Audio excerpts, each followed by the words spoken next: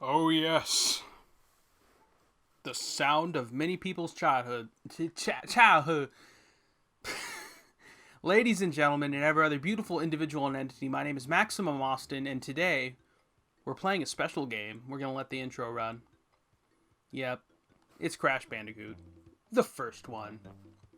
Made by Universal Interactive Studios, which doesn't really exist anymore.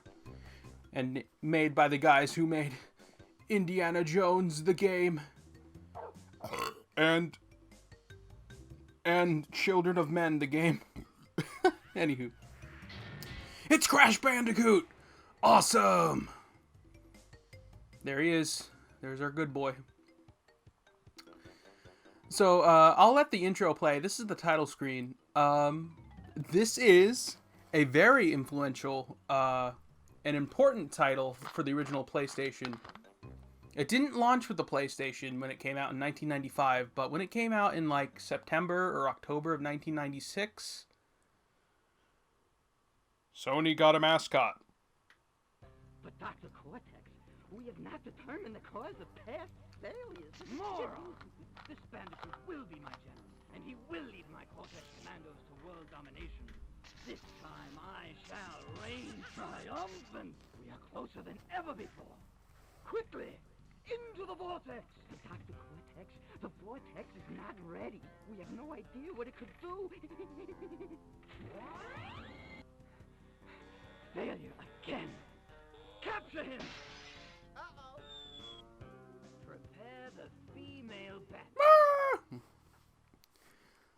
Alright, so there's the basic video game setup. You're a mutated bandicoot that needs to save your girlfriend and the day. So I guess we'll get started. If you leave the title screen playing for a while, you'll get that intro, sort of as a little backstory to what's going on, who's who, what you need to do. Here's the beginning of the game. Looks pretty neat, right, for 1996. In case you don't know how Crash Bandicoot plays, you move around with the D-pad, and it uses, well, that's the HUD, but primarily the jump button and the spin, and that's all there is. Super easy to understand. You just go through the levels, crash into boxes, jump on them, spin into them. Sort of like similar to the bricks in Super Mario Brothers, or the blocks and bricks in Super Mario Brothers, or the television monitors in Sonic the Hedgehog. Also get this mask, this indigenous Australian people mask. Where did I go? Need to do all sorts of things in this game.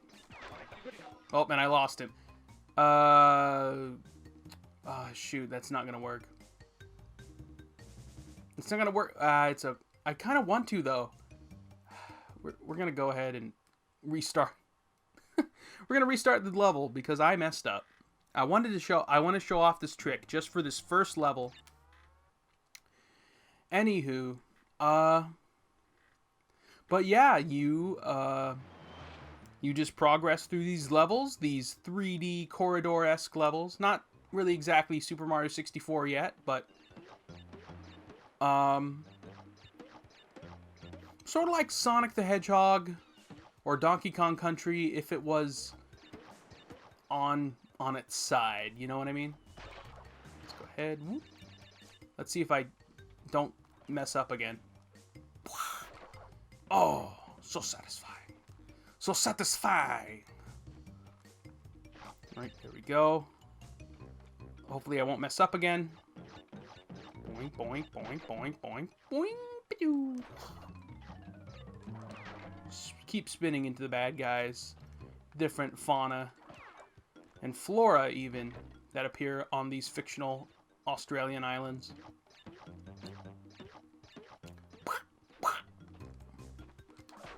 So, yep.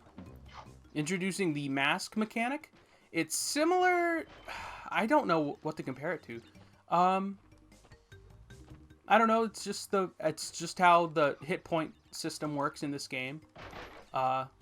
different from Sonic the Hedgehog or Mario or even Donkey Kong Country at the time.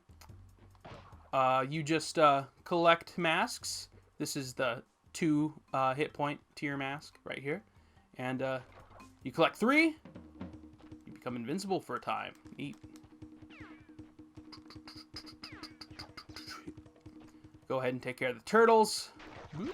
Go take care of these. Oh, this D-pad.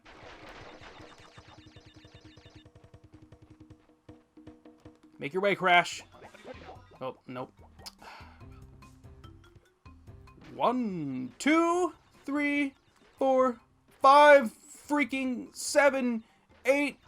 Yeah. I'm gonna try that. I'm gonna give it one more try. I'm gonna give this one more try because I wonder what happens if I use the analog stick. I would like to, but I don't mind using the D-pad. What is this madness? What is this nonsense? You have to use a D-pad in a 3D game. That's always fun, but hey, you know, it's excusable. It's 1996. It's the first game of the series. It's not anything to lose your mind over. Video games are serious business, but they're not that serious. Like, yeesh. Spin into the crowd. There he goes. Whoop. Just collect things. And yep, that's pretty much your objective in the game. Just progress through it and get all the collectibles along the way. Make sure not to jump down in bottomless pits. And you're good to go.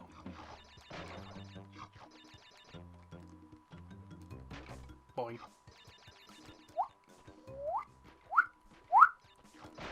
Ah, super satisfying.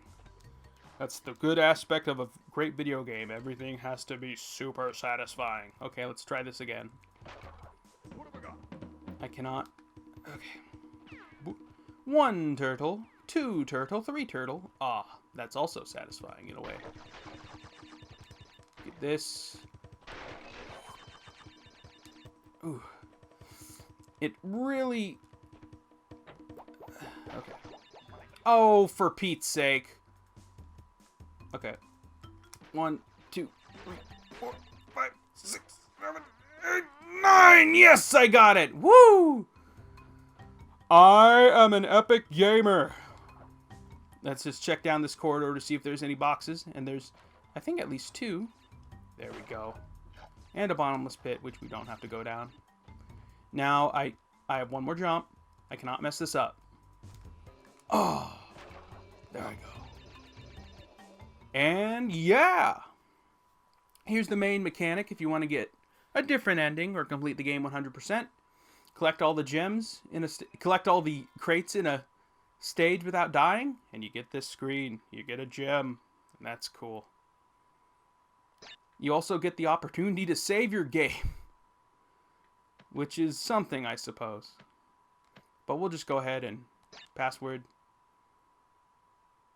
So that's part of the 100% completion aspect of the game, which I'm probably never going to do again in this playthrough. And we'll continue on to the next stage via this lovely map screen. Very Donkey Kong Country-esque. Very, yeah, all sorts of games use this. Used a similar map screen. Super Mario Brothers 3, Super Mario World, Donkey Kong Country, even Sonic the Hedgehog for the Sega Master System and Game Gear did that. So, what do I know? But we'll just continue and trek on. Yep, killer flowers. So, this game takes place in a fictionalized, cartoony Australian sort of Pacific Island setting, which I think is fine. You play as Crash Bandicoot, obviously named after, and obviously is a bandicoot, which is a form of marsupial, pretty much unknown to people at the time, and even now. Like, what's a bandicoot? Is that like a kangaroo, but smaller? and you just mosey on your way. You do have to watch out for crates like these 2 TNT crates. Let me see if I can't get that life. Yes, nice. Whoop. Collecting lives. The Wumpa fruits, the fruit that you see I'm collecting, sort of function as the bananas in Donkey Kong Country. You just collect 10. You collect up to 100 and you get a life. You get an extra life, so that's always fun. And these bonus stages right here are pretty fun. Again, similar to Donkey Kong Country. Any platformer game before it, which is a perfect segue. There's my girlfriend. What are you doing? Where have you been? Game's over. Anywho. And yeah. You also get a save point, which is odd, but okay. You can only save during the bonus stages and whenever you collect a gem. So that's kind of weird, but hey. But fine. But you get a password, so. This game, and you can beat this game in like one sitting. It's not that difficult. But going back to what I was about to say, this game pretty much was the one to put Naughty Dog on the map. I think I got hit, yep. Yeah, it just came about from some people at Naughty Dog wanting to make a platformer in the vein of Sonic the Hedgehog or Donkey Kong Country, and they decided to work with Sony and Universal Studios Interactive to make that happen.